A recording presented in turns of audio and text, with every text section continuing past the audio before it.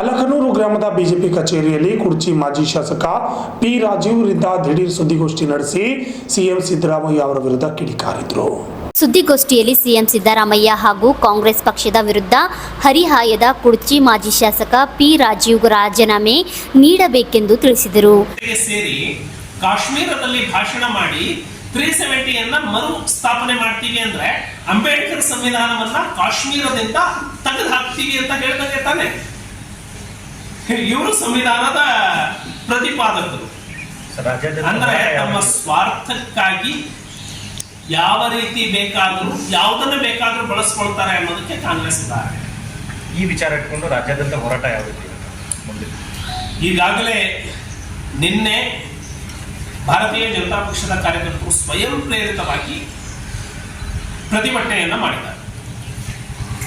ಮುಂದಿನ ದಿನಗಳಲ್ಲಿ ಒಬ್ಬ ಆರೋಪವನ್ನ ಹೊತ್ತಂತಹ ವ್ಯಕ್ತಿ ನಮ್ಮನ್ನ ಆಳುವಂಥದ್ದು ಸೂಕ್ತ ಅಲ್ಲ. ಇದು ಪ್ರತಿದಿನ ಇಡೀ ರಾಜ್ಯಾದ್ಯಂತ ವ್ಯಕ್ತವಾಗುತ್ತೆ. ಭಾರತೀಯ ಜನತಾ ಪಕ್ಷ ಇದನ್ನ ಬಹಳ ಗಂಭೀರವಾಗಿ ತೆಗೆದುಕೊಳ್ಳುತ್ತೆ. ನಾವು ಸಂವಿಧಾನದ ಆಶಯವನ್ನ ಎತ್ತಿ ಹಿಡಿಯೋದಕ್ಕಾಗಿ, ಜನರ ಹಿತವನ್ನ ರಕ್ಷಣೆ ಮಾಡೋದಕ್ಕಾಗಿ ಇಡೀ ರಾಜ್ಯಾದ್ಯಂತ ಹೋರಾಟವನ್ನು ಮಾಡ್ತವೆ. ಎಲ್ಲ ಜನಸಾಮಾನ್ಯನಿಗೆ ಒಂದೇ ಕಾನೂನು. ಇವತ್ತು ಹೋರಾಟ ನಡೀತಾ ಇದೆ ಸರ್. ಹೋರಾಟ ಮಾಡುವಂಥವ್ರನ್ನ ಬಂಧನ ಮಾಡುವಂತ ಕೆಲಸ ಆಗ್ತಾ ಇದೆ ಪೊಲೀಸ್ ಮೂಲಕ. ಇವರು ಸಂವಿಧಾನದ ಪ್ರತಿಪಾದನೆ. ಡಾಕ್ಟರ್ ಬಾಬಾ ಸಾಹೇಬ್ ಅಂಬೇಡ್ಕರ್ ಅವರೇ ಪ್ರತಿಭಟಿಸುವ ಹಕ್ಕನ್ನ ಕೊಟ್ಟಿದ್ದಾರೆ. ಅದನ್ನ ಮೂಲಭೂತ ಹಕ್ಕು ಅಂತ ಹೇಳಿ ಕನ್ಸಿಡರ್ ಮಾಡಿದ್ದಾರೆ. ಎಮರ್ಜೆನ್ಸಿಯನ್ನ ಜಾರಿಗೆ ತಂದವರು ಅಘೋಷಿತವಾದಂತಹ ತುರ್ತು ಪರಿಸ್ಥಿತಿಯನ್ನ ಜಾರಿಗೆ ತರ್ತಾ ಇದ್ದಾರೆ. ಹಾಗಾಗಿ ಸಂವಿಧಾನಕ್ಕೆ, ಈ ನೆಲದ ಕಾನೂನಿಗೆ ನಾವು ಹೋಗಿರ್ಲಿಲ್ಲ ಕೋರ್ಟಿಗೆ. ಮಾನ್ಯ ಮುಖ್ಯಮಂತ್ರಿಗಳು ಅವರಾಗಿ ಕೋರ್ಟಿಗೆ ಹೋಗಿದ್ರು, ನಾವು ಹೋಗಿರ್ಲಿಲ್ಲ. ರಾಜ್ಯಪಾಲರು ಕೋರ್ಟಿಗೆ ಹೋಗಿರ್ಲಿಲ್ಲ. ಬಿಜೆಪಿ ಪಕ್ಷ ಕೋರ್ಟಿಗೆ ಹೋಗಿರ್ಲಿಲ್ಲ. ರಾಜ್ಯಪಾಲರು ಅಲ್ಲಿ ಉತ್ತರವನ್ನ ಕೊಟ್ಟರು ವಕೀಲರ ಮೂಲಕ ಅಷ್ಟೇ, ನಾನು ಕಾನೂನು ಕ್ರಮವನ್ನ ಹೇಗೆ ಜರುಗಿಸಿದ್ದೀನಿ ಅಂತ. ಪಿಟಿಷನರು ಸನ್ಮಾನ್ಯ ಸಿದ್ದರಾಮಯ್ಯ ಇವರೇ ಕೋರ್ಟಿಗೆ ಹೋಗಿ ಆ ತೀರ್ಪಿಗೆ ನಾನೇ ಗೌರವ ಕೊಡಲ್ಲ ಅಂತ ಹೇಳಿದ್ರೆ ನೀವು ಕೋರ್ಟಿಗೆ ಯಾಕೆ ಹೋಗಬೇಕು? ಹಾಗೆ ಹೇಳ್ಬೋದಾಗಿತ್ತಲ್ಲ. ಅವತ್ತು ರಾಜಕಾರಣ ಮಾಡ್ತಾ ಇದ್ದಾರೆ ಅಂತ ಹೇಳಿ, ರಾಜಕೀಯ ಆರೋಪ ಇದೆ ಅಂತ ಹೇಳಿ ನಮ್ಮ ಮೇಲೆ ಗಂಭೀರವಾದಂತಹ ಆರೋಪವನ್ನು ಮಾಡಿದ್ವಿ. ಹಾಗಿದ್ರೆ ಕೋರ್ಟ್ ಕೂಡ ತಾರತಮ್ಯ ಮಾಡಿದ್ಯಾ? ಕೋರ್ಟಿನ ತೀರ್ಪನ್ನ ನೀವು ಗೌರವಿಸೋದಿಲ್ವಾ? ಕೋರ್ಟಿನ ನ್ಯಾಯಾಧೀಶರ ತೀರ್ಪನ್ನ ರಾಜಕೀಯ ಲೇಪನಕ್ಕೆ ತರ್ತೀರಾ ನೀವು? ಹಾಗಾಗಿ ಈ ಕಾಂಗ್ರೆಸ್ ಪಕ್ಷ ನ್ಯಾಯಾಲಯಕ್ಕೆ, ನ್ಯಾಯಾಂಗಕ್ಕೆ ಗೌರವ ಕೊಡೋದಾದ್ರೆ, ಸಂವಿಧಾನದಲ್ಲಿ 3 ಅಂಗಗಳಲ್ಲಿ ಪ್ರಮುಖವಾದಂತಹ ಅಂಗ ನ್ಯಾಯಾಂಗ. ನ್ಯಾಯಾಂಗಕ್ಕೆ ಗೌರವ ಕೊಡ್ತೀರೋ ಇಲ್ಲವೋ ಅದನ್ನ ಕಾಂಗ್ರೆಸ್ ನೋಡಿದ್ದಾರೆ. ಸರ್, ನಮ್ಮ ನೆಚ್ಚಿನ ಪ್ರಧಾನಿಗಳು ಭ್ರಷ್ಟಾಚಾರ ಮುಕ್ತ ಭಾರತವನ್ನು ನಿರ್ಮಾಣ ಮಾಡೋಣ ಅಂತ ಮಾತನಾಡಿ ಇಬ್ಬರು ಆರೋಪ ನೋಡಿ. ಒಂದು, ಇವರು ಸುಳ್ಳು ಆರೋಪಗಳನ್ನ ಮಾಡ್ತಾನೆ ಜನತೆಯ ದಿಕ್ಕನ್ನ ತಪ್ಪಿಸಿ ಅಧಿಕಾರಕ್ಕೆ ಬಂದ. ಈ ಸರ್ಕಾರ ಆಡಳಿತಕ್ಕೆ ಬಂದ ದಿನದಿಂದ ಒಂದಲ್ಲ ಒಂದು ಹಗರಣಗಳು, ಅದು SC ST ಹಣವನ್ನ ದುರ್ಬಳಕೆ ಮಾಡಿರುವಂಥದ್ದು ಹಗರಣ, ST ಕಾರ್ಪೊರೇಷನ್ನಿಂದ ಹಣವನ್ನ ಬೇರೆದಕ್ಕೆ ಬಳಸ್ಕೊಂಡಿರೋದು, ಅದನ್ನ ಸ್ವತಃ ಮುಖ್ಯಮಂತ್ರಿಗಳು ಸದನದಲ್ಲಿ ಒಪ್ಪಿಕೊಂಡು ಇದು 187 ಕೋಟಿ ಹಗರಣ ಅಲ್ಲ, 89 ಕೋಟಿ ಹಗರಣ ಅಂತ. ಅಂದ್ರೆ ಸ್ವತಃ ಮುಖ್ಯಮಂತ್ರಿ ಒಪ್ಪಿಕೊಂಡ್ರು ಹಗರಣ ಆಗಿದೆ ಅಂತ. ಈಗ ಮುಖ್ಯಮಂತ್ರಿಗಳ ಮೇಲೆ, ಕುಟುಂಬದ ಮೇಲೆ ಒಂದು ಆರೋಪ ಬಂತು. ಆ ಆರೋಪಕ್ಕೆ ಕಾನೂನು ಪ್ರಕ್ರಿಯೆ ಮಾಡುವಾಗ ರಾಜ್ಯಪಾಲರು ಒಂದು ತಮ್ಮ ಸಂವಿಧಾನಾತ್ಮಕ ಜವಾಬ್ದಾರಿಯನ್ನ ನಿರ್ವಹಣೆ ಮಾಡಿ ಇದನ್ನ ಪ್ರಶ್ನೆ ಮಾಡಿ ಹೈಕೋರ್ಟಿಗೆ ಹೋದವರು ಸ್ವತಃ ಮುಖ್ಯಮಂತ್ರಿಗಳು. ಹೈಕೋರ್ಟಿಗೆ ಹೋಗಿರುವಾಗ ಮುಖ್ಯಮಂತ್ರಿಗಳ ಅರ್ಜಿಯನ್ನ ಹೈಕೋರ್ಟ್ ವಜಾಗೊಳಿಸಿದೆ ಹಾಗೂ ರಾಜ್ಯಪಾಲರ ತೀರ್ಮಾನವನ್ನ ಎತ್ತಿ ಹಿಡಿದಿದೆ. ಸೊ ನಿಮ್ಮ ಆರೋಪವನ್ನ ಮಾಡೋದು ಬೇರೆ, ಆದರೆ ಅಪರಾಧ ಸಾಬೀತಾಗೋದು ಬೇರೆ. ಈಗ ಮೇಲ್ನೋಟಕ್ಕೆ ಸಾಬೀತು ಆಗಿದೆ. ಸೊ ನೀವು ಸರ್ಕಾರ ನಡೆಸ್ತಾ ಇದ್ದೀರಿ, ಬಿಜೆಪಿಯ ಮೇಲೆ ರಾಜಕೀಯ ಕಾರಣಕ್ಕಾಗಿ ನೀವು ಆರೋಪ ಮಾಡಿದ್ರಿ. ಇವತ್ತು ನಾವು ಯಾರ ರಕ್ಷಣೆಗೂ ನಿಲ್ಲೋದಿಲ್ಲ. ನಿಮ್ಮಲ್ಲೇ ತನಿಖಾ ಸಂಸ್ಥೆಗಳಿದ್ದಾವೆ, ತನಿಖೆ ಮಾಡಿಸಿ, ಪಾರದರ್ಶಕವಾದಂತಹ ತನಿಖೆ ಮಾಡಿ ನೀವು ತಪ್ಪಿತಸ್ಥರನ್ನ ಕಾನೂನಿನ ಕ್ರಮಕ್ಕೆ ಒಳಪಡಿಸಿ. ಆದರೆ ತನಿಖಾ ಸಂಸ್ಥೆಗಳನ್ನು ಕೂಡ ದುರುಪಯೋಗ ಮಾಡಿಕೊಳ್ತಾ ಇದ್ದಾರೆ. ಇಡಿ ನೇರವಾಗಿ ಹೇಳಿದೆ, ಎಸ್ಟಿ ಕಾರ್ಪೊರೇಷನ್ ಹಣ ಲೋಕಸಭಾ ಚುನಾವಣೆಗೆ ದುರ್ಬಳಕೆ ಮಾಡಿಕೊಂಡಿದ್ದಾರೆ ಅಂತ ನೇರವಾಗಿ ಆರೋಪ ಮಾಡಿದೆ. ನೀವು SIT ಇಂದ ನಾಗೇಂದ್ರ ಅವರ ಹೆಸರನ್ನೇ ಕೈ ಬಿಡ್ತೀರಿ, ದದ್ದಲ್ ಅವರ ಹೆಸರನ್ನ ಕೈ ಬಿಡ್ತೀರಿ.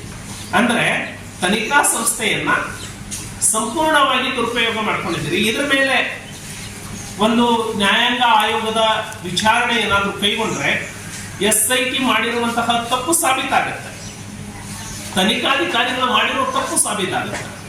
ಹಾಗಾಗಿ ನಾನು ಒತ್ತಾಯ ಮಾಡ್ತೇನೆ, ಈ ಸರ್ಕಾರ ತನಿಖಾ ಸಂಸ್ಥೆಗಳನ್ನ ದುರುಪಯೋಗ ಮಾಡ್ಕೊಳ್ತಾ ಇರೋದ್ರ ಬಗ್ಗೆನೂ ಕೂಡ ಈ ರಾಜ್ಯದಲ್ಲಿ ತನಿಖೆಯ ಅವಶ್ಯಕತೆ ಇದೆ. ಸ್ವಾರ್ಥಕ್ಕಾಗಿ ತನಿಖಾ ಸಂಸ್ಥೆಗಳನ್ನ ಬಳಸ್ಕೊಳ್ತಾ ಇದೆ. ಕೇಂದ್ರದ ಮೇಲೆ ಅಥವಾ ಇನ್ನೊಂದು ಬಿಜೆಪಿ ಮೇಲೆ ನೀವು ಆರೋಪ ಮಾಡ್ತೀರಿ ಅಂದ್ರೆ ನೀವು ಯಾವುದೇ ತನಿಖೆಗೆ ಒಳಪಡಿಸಿ, ನಾವು ಸಿದ್ಧ ಇದ್ದೀವಿ. ಆರೋಪ ಮೇಲೆ ಅವರ ಮೇಲೆ ಆರೋಪವನ್ನ ಹೊರಿಸ್ತಾ ಇದ್ದೀರಿ. ಇದು ಕಾಂಗ್ರೆಸ್ಸಿನ ಧೋರಣೆ. ಹೇಗೆ ವಿಚಾರಣೆಗೆ ಒಳಗಾಗ್ತೀವಿ? ಒಬ್ಬ ಮುಖ್ಯಮಂತ್ರಿಯನ್ನ, ಒಬ್ಬ ಇನ್ಸ್ಪೆಕ್ಟರ್ DYSP ರ್ಯಾಂಕಿನ ಅಧಿಕಾರಿ ಹೇಗೆ ತನಿಖೆಗೆ ಒಳಪಡಿಸಬೇಕು? ಸೊ ಪ್ರಾಸಿಕ್ಯೂಷನ್ ಅನುಮತಿ ಕೊಟ್ಟ ಮೇಲೆ ನೈತಿಕವಾದಂತಹ ಹೊಣೆಯನ್ನು ಹೊತ್ತು ಮಾನ್ಯ ಮುಖ್ಯಮಂತ್ರಿಗಳು ಕೂಡಲೇ ರಾಜೀನಾಮೆಯನ್ನ ಕೊಡಬೇಕು ಅಂತ ಹೇಳಿ ಒತ್ತಾಯ ಮಾಡ್ತಾರೆ. ಹಿಂದೆ ಯಡಿಯೂರಪ್ಪನವರ ವಿಷಯದಲ್ಲಿ ಏನನ್ನ ಮಾತನಾಡಿದ್ರು ಅದೇ ರೀತಿ ಈಗ ನಡೆದುಕೊಳ್ಳಿ ಅನ್ನುವಂಥದ್ದು ಅಷ್ಟೇ ನಾನು ಸಿದ್ದರಾಮಯ್ಯನವರಲ್ಲಿ ಮನವಿಯನ್ನ ಮಾಡ್ತೀನಿ. ಬೇರೆ ಏನನ್ನೂ ಕೇಳ್ತಾ ಇಲ್ಲ. ನೀವು ಹಿಂದೆ ಯಾವ ಮಾತುಗಳನ್ನ ಆಡಿದ್ದೀರೋ ಅದೇ ಮಾತಿನ ಪ್ರಕಾರ ಈಗ ನಡೆದುಕೊಳ್ಳಿ. ಸೊ ಕಷ್ಟ ಆಗುತ್ತೆ. ನೀವು ಆಡೋದೊಂದು, ನಡವಳಿಕೆಯಲ್ಲಿ ಒಂದು ಅಂತ ಹೇಳಿದಾಗ ಕಾರ್ಯಕರ್ತರಿಗೆ ಗೊಂದಲ ಉಂಟಾಗುತ್ತೆ. ಎರಡನೇದಾಗಿ ಈ ಸರ್ಕಾರ ಸಂಪೂರ್ಣವಾಗಿ ಭ್ರಷ್ಟಾಚಾರದಲ್ಲಿ ಮುಳುಗಿದೆ. ಸರಿಸುಮಾರು 1.5 ವರ್ಷದ ಅವಧಿಯಲ್ಲಿ ಯಾವ ಕ್ಷೇತ್ರಗಳಿಗೂ ಕೂಡ ಅಭಿವೃದ್ಧಿಗೆ ಅನುದಾನ ಬರ್ತಾ ಇಲ್ಲ. ಸಾರಿಗೆ ಇಲಾಖೆ ಸಂಪೂರ್ಣವಾಗಿ ಸಾಲದ ಸುಳಿಯಲ್ಲಿ ಸಿಲುಕೊಳ್ತಾ ಇದೆ. ಹಾಗಾಗಿ ಅಭಿವೃದ್ಧಿಗಳು ಇಲ್ಲ. ಎಲ್ಲ ವಿಧದಲ್ಲಿಯೂ ಕೂಡ ಭ್ರಷ್ಟಾಚಾರ ಈ ರಾಜ್ಯದಲ್ಲಿ ತಾಂಡವ ಆಡ್ತಾ ಇದೆ. ದಲಿತರಿಗೆ ಅನ್ಯಾಯ ಆಗಿದೆ, ರೈತರಿಗೆ ಅನ್ಯಾಯ ಆಗಿದೆ. ಗೃಹಲಕ್ಷ್ಮಿ ಯೋಜನೆ ಯಾರಿಗೂ ಕೂಡ ಬಿಡುಗಡೆ ಆಗ್ತಾ ಇಲ್ಲ. ಹಾಗಾಗಿ ಕಾಂಗ್ರೆಸ್ ಶಾಸಕರು ತಲೆ ಎತ್ಕೊಂಡು ಹಳ್ಳಿಯಲ್ಲಿ ಓಡಾಡುವಂತಹ ಪರಿಸ್ಥಿತಿ ಅವರಿಗೆ ಇಲ್ಲ. ಸೊ ಈ ಸರ್ಕಾರ ಜನತೆಯ ಶಾಪಕ್ಕೆ ಒಳಗಾಗಿರುವಂತಹ ಸರ್ಕಾರ. ಇಡಿಯವರು ನೇರವಾಗಿ ಆರೋಪವನ್ನ ಮಾಡಿದ್ದಾರೆ. ಎಸ್ಟಿ ಕಾರ್ಪೊರೇಷನ್ನಿನ ಹಣ ಪರಿಶಿಷ್ಟ ಪಂಗಡದವರ ಅಭಿವೃದ್ಧಿಗೆ ಇದ್ದಂತಹ ಹಣ ನೇರವಾಗಿ ಚುನಾವಣೆಗೆ ಬಳಸಿದ್ದಾರೆ. ಹಾಗಾಗಿ ಸಂಡೂರು ಶಾಸಕರು ಈಗೇನು ಬಳ್ಳಾರಿಯ ಸಂಸದರಾಗಿದ್ದಾರೆ, ಈ ತುಕಾರಾಮ್ ಅವರ ನೈತಿಕ ಹೊಣೆಯನ್ನ ಹೊತ್ತು ಲೋಕಸಭಾ ಸದಸ್ಯತ್ವ ಸ್ಥಾನಕ್ಕೆ ರಾಜೀನಾಮೆಯನ್ನು ಕೊಡಬೇಕು. ಇಲ್ಲದೇ ಇದ್ದಲ್ಲಿ ಬಿಜೆಪಿ ಕಾನೂನಿನ ಹೋರಾಟವನ್ನು ಮಾಡ್ತಾ ಇದೆ. ಚುನಾವಣಾ ಆಯೋಗ ಅವರ ಸದಸ್ಯತ್ವವನ್ನು ರದ್ದುಪಡಿಸುತ್ತೆ ಅನ್ನುವಂತಹ ವಿಶ್ವಾಸ ನನಗೆ. ಪ್ರಜಾಪ್ರಭುತ್ವ ವ್ಯವಸ್ಥೆಯಲ್ಲಿ ಜನತೆಯನ್ನ ಆಳುವಂತಹ ಜವಾಬ್ದಾರಿಯನ್ನು ಹೊತ್ತಿರುವಂತವರು ಅವರೇ ಆರೋಪಿತರಾದ, ಅವರೇ ಭ್ರಷ್ಟಾಚಾರದ ಮಸಿಯನ್ನ ಮೈ ಮೇಲೆ ಸುರ್ಕೊಂಡಾಗ ಲಜ್ಜೆಗೆ ನೀವೇ ಹೇಳ್ತಿರಲ್ಲ, ಹಿಂದೆ ನೀವೇ ಕೇಳಿದ್ರಲ್ಲ, ಸಣ್ಣ ಆರೋಪಗಳು ಬಂದಾಗ ರಾಜೀನಾಮೆ. ನಾಗೇಂದ್ರ ಅವರ ಮೇಲೆ ಆರೋಪ ಬಂದಾಗ ನಾಗೇಂದ್ರ ಅವರ ರಾಜೀನಾಮೆಯನ್ನ ಪಡೆದುಕೊಂಡು, ಈಗ ಮುಖ್ಯಮಂತ್ರಿಗಳ ಮೇಲೆ ಆರೋಪ ಇದ್ದಾಗ ಪಡೆದುಕೊಳ್ಳಲ್ಲ ಅಂತ ಹೇಳಿದ್ರೆ, ಅಂದ್ರೆ ಶೋಷಿತರು, ದಲಿತರು ತಕ್ಷಣಕ್ಕೆ ರಾಜೀನಾಮೆ ಕೊಡ್ಬೇಕಾ ನಿಮ್ಗೆ? ಬೇರೆಯವರು ರಾಜೀನಾಮೆ ಕೇಳೋದಕ್ಕಾಗಲ್ವಾ ನಿಮ್ಗೆ? ಹಾಗಿದ್ರೆ ನಾಗೇಂದ್ರ ರಾಜೀನಾಮೆ ಯಾಕೆ ತಗೊಂಡ್ರಿ ನೀವು? ಸೊ ಆರೋಪಿ ಸ್ಥಾನದಲ್ಲಿ ನಿಂತಾಗ ಆರೋಪ ಮುಕ್ತ ಆಗುವವರಿಗೆ ಇಂಥ ದಿನಗಳು ಹೇಗಿತ್ತು ಅಂದ್ರೆ, ಎಲ್ಲೋ ರೈಲ್ವೆ ಅಪಘಾತ ಆಯಿತು ಅಂತ ಹೇಳಿದ ತಕ್ಷಣ ರೈಲ್ವೆ ಸಚಿವರು ರಾಜೀನಾಮೆ ಕೊಡ್ತಾರೆ. ಎಲ್ಲೋ ಒಂದು ಕಡೆ ಕೋಮುಗಲಭೆ ಆಯಿತು ಅಥವಾ ಕಾನೂನು ಸುವ್ಯವಸ್ಥೆ ಕುಸಿದು ಬಿತ್ತು ಅಂದ್ರೆ ಗೃಹ ಸಚಿವರು ರಾಜೀನಾಮೆ ಕೊಟ್ಬಿಡ್ತಿದ್ರು. ನಾನು ನೈತಿಕವಾಗಿ ಇದರ ಹೊಣೆಯನ್ನು ಹೊರ್ತೇನೆ, ಈ ಸ್ಥಾನದಲ್ಲಿ ಇದ್ದು ನಾನು ತಡೆಯಲಿಕ್ಕೆ ಆಗಲಿಲ್ಲ ಅಂತ.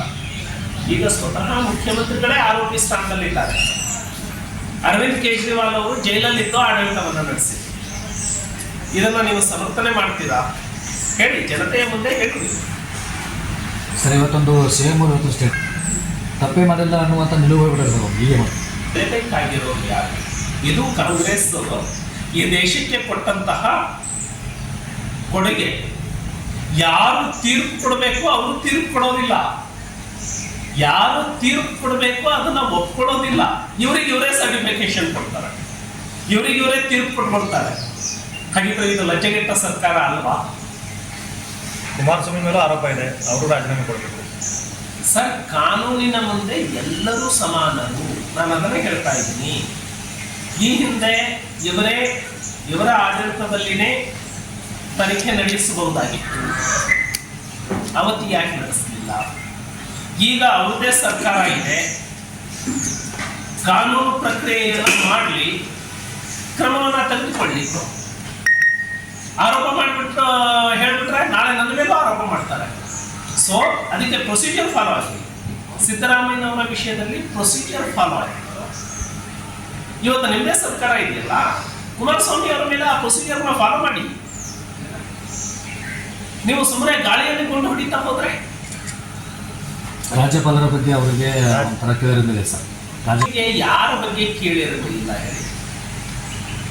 ಕಾಶ್ಮೀರಕ್ಕೆ ಚುನಾವಣಾ ಪ್ರಚಾರಕ್ಕೆ ಹೋಗ್ತಾರೆ, ಇಲ್ಲಿ 370 ಮರು ಜಾರಿಗೆ ತರ್ತೀವಿ ಅಂತ ಹೇಳ್ತಾರೆ. ಅಂದ್ರೆ ಸಂವಿಧಾನಕ್ಕೆ ವಿರೋಧ ಅಲ್ವಾ? ಈಗ ಸಂವಿಧಾನವನ್ನ ತಿದ್ದುಪಡಿ ಮಾಡಿ ಆರ್ಟಿಕಲ್ 370 ತೆಗೆದು ಕಾಶ್ಮೀರದಲ್ಲಿಯೂ ಕೂಡ ಭಾರತದ ಸಂವಿಧಾನ, ಅಂಬೇಡ್ಕರ್ ಅವರ ಸಂವಿಧಾನ ಅಲ್ಲಿ ಅಪ್ಲೈ ಆಗೋ ರೀತಿ, ಅನ್ವಯ ಆಗೋ ರೀತಿ ಮಾಡಿದ್ದೀವಿ. ಕಾಂಗ್ರೆಸ್ ನ್ಯಾಷನಲ್ ಕಾನ್ಫರೆನ್ಸ್ ಜೊತೆಗೆ ಸೇರಿ ಕಾಶ್ಮೀರದಲ್ಲಿ ಭಾಷಣ ಮಾಡಿ 370 ಮರು ಸ್ಥಾಪನೆ ಮಾಡ್ತೀವಿ ಅಂದ್ರೆ ಅಂಬೇಡ್ಕರ್ ಸಂವಿಧಾನವನ್ನ ಕಾಶ್ಮೀರದಿಂದ ತೆಗೆದು ಹಾಕ್ತೀವಿ ಅಂತ ಹೇಳ್ದಂಗೆ ತಾನೆ. ಇವರು ಸಂವಿಧಾನದ ಪ್ರತಿಪಾದಕರು. ಅಂದ್ರೆ ತಮ್ಮ ಸ್ವಾರ್ಥಕ್ಕಾಗಿ ಯಾವ ರೀತಿ ಬೇಕಾದರೂ ಯಾವುದನ್ನು ಬೇಕಾದರೂ ಬಳಸ್ಕೊಳ್ತಾರೆ ಅನ್ನೋದಕ್ಕೆ ಕಾಂಗ್ರೆಸ್ ಉದಾಹರಣೆ. ಈ ವಿಚಾರ ಇಟ್ಕೊಂಡು ರಾಜ್ಯಾದ್ಯಂತ ಹೋರಾಟ ಯಾವ ರೀತಿ ಮುಂದೆ? ಈಗಾಗಲೇ ನಿನ್ನೆ ಭಾರತೀಯ ಜನತಾ ಪಕ್ಷದ ಕಾರ್ಯಕರ್ತರು ಸ್ವಯಂ ಪ್ರೇರಿತವಾಗಿ ಪ್ರತಿಭಟನೆಯನ್ನ ಮಾಡಿದ್ದಾರೆ. ಮುಂದಿನ ದಿನಗಳಲ್ಲಿ ಒಬ್ಬ ಆರೋಪವನ್ನ ಹೊತ್ತಂತಹ ವ್ಯಕ್ತಿ ನಮ್ಮನ್ನ ಆಳುವಂಥದ್ದು ಸೂಕ್ತ ಅಲ್ಲ. ಇದು ಪ್ರತಿದಿನ ಇಡೀ ರಾಜ್ಯಾದ್ಯಂತ ವ್ಯಕ್ತವಾಗುತ್ತೆ. ಭಾರತೀಯ ಜನತಾ ಪಕ್ಷ ಇದನ್ನ ಬಹಳ ಗಂಭೀರವಾಗಿ ತೆಗೆದುಕೊಳ್ಳುತ್ತೆ. ನಾವು ಸಂವಿಧಾನದ ಆಶಯವನ್ನ ಎತ್ತಿ ಹಿಡಿಯೋದಕ್ಕಾಗಿ, ಜನರ ಹಿತವನ್ನ ರಕ್ಷಣೆ ಮಾಡೋದಕ್ಕಾಗಿ ಇಡೀ ರಾಜ್ಯಾದ್ಯಂತ ಹೋರಾಟವನ್ನು ಮಾಡ್ತವೆ. ಎಲ್ಲ ಜನಸಾಮಾನ್ಯನಿಗೆ ಒಂದೇ ಕಾನೂನು. ಇವತ್ತು ಹೋರಾಟ ನಡೀತಾ ಇದೆ ಸರ್. ಹೋರಾಟ ಮಾಡುವಂಥವ್ರನ್ನ ಬಂಧ ಮಾಡುವಂಥ ಕೆಲಸ ಆಗ್ತಾ ಇದೆ ಪೊಲೀಸರು. ಇವರು ಸಂವಿಧಾನದ ಪ್ರತಿಪಾದನೆ. ಡಾಕ್ಟರ್ ಬಾಬಾ ಸಾಹೇಬ್ ಅಂಬೇಡ್ಕರ್ ಅವರೇ ಪ್ರತಿಭಟಿಸುವ ಹಕ್ಕನ್ನ ಕೊಟ್ಟಿದ್ದಾರೆ. ಅದನ್ನ ಮೂಲಭೂತ ಹಕ್ಕು ಅಂತ ಹೇಳಿ ಕನ್ಸಿಡರ್ ಮಾಡಿದ್ದಾರೆ. ಎಮರ್ಜೆನ್ಸಿಯನ್ನ ಜಾರಿಗೆ ತಂದವರು ಅಘೋಷಿತವಾದಂತಹ ತುರ್ತು ಪರಿಸ್ಥಿತಿಯನ್ನ ಜಾರಿಗೆ ತರ್ತಾ ಇದ್ದಾರೆ. ಹಾಗಾಗಿ ಸಂವಿಧಾನಕ್ಕೆ, ಈ ನೆಲದ ಕಾನೂನಿಗೆ ನಾವು ಹೋಗಿರ್ಲಿಲ್ಲ ಕೋರ್ಟಿಗೆ. ಮಾನ್ಯ ಮುಖ್ಯಮಂತ್ರಿಗಳು ಅವರಾಗಿ ಕೋರ್ಟಿಗೆ ಹೋಗಿದ್ರು, ನಾವು ಹೋಗಿರಲಿಲ್ಲ. ರಾಜ್ಯಪಾಲರು ಕೋರ್ಟಿಗೆ ಹೋಗಿರಲಿಲ್ಲ, ಬಿಜೆಪಿ ಪಕ್ಷ ಕೋರ್ಟಿಗೆ ಹೋಗಿರಲಿಲ್ಲ. ರಾಜ್ಯಪಾಲರು ಶಶಿಧರ್ ಕೊಕ್ಕಟ್ನೂರ್, RJ32 ನ್ಯೂಸ್ ಕನ್ನಡ, ಚಿಕ್ಕೋಡಿ.